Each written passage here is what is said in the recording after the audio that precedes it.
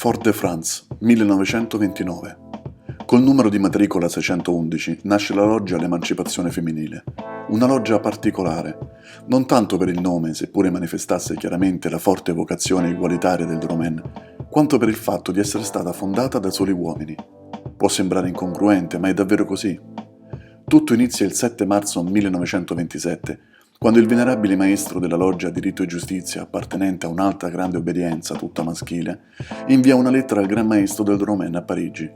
Espone il suo progetto di creare una loggia mista dichiarandosi decisamente femminista e sostenitore dell'opera di alto respiro filosofico, morale e sociale delle donne.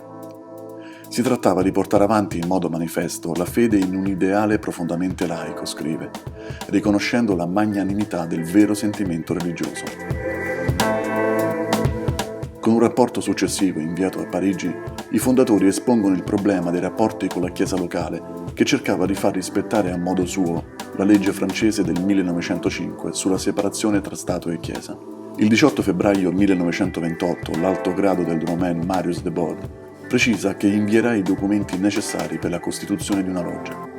Il 26 gennaio 1929, presso il tempio della loro obbedienza d'origine, si tiene una tornata che riunisce i membri fondatori per preparare la documentazione necessaria e il 14 agosto viene inviata a Fort-de-France la carta costitutiva.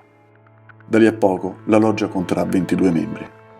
Questi fratelli, appartenenti a un'obbedienza maschile ma animati da uno spirito autentico per quanto concerne l'eguaglianza di genere, dovettero ricorrere al Dromen per esercitare un'azione sociale che lo concretizzasse.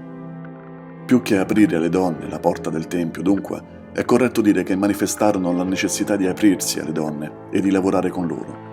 È la prova che anche nelle logge maschili c'era chi aveva compreso l'importanza che l'iniziazione delle donne aveva per la società e nell'ambiente familiare. Ciò che già nel 1893 Georges Martin e Maria de Remme avevano proclamato, dando vita alla massoneria mista.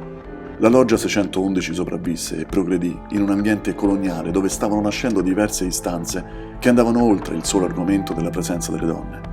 Queste, infatti, lottarono per l'instaurazione inedita nelle colonie dei diritti civili fondamentali e la loro voce seppe essere forte.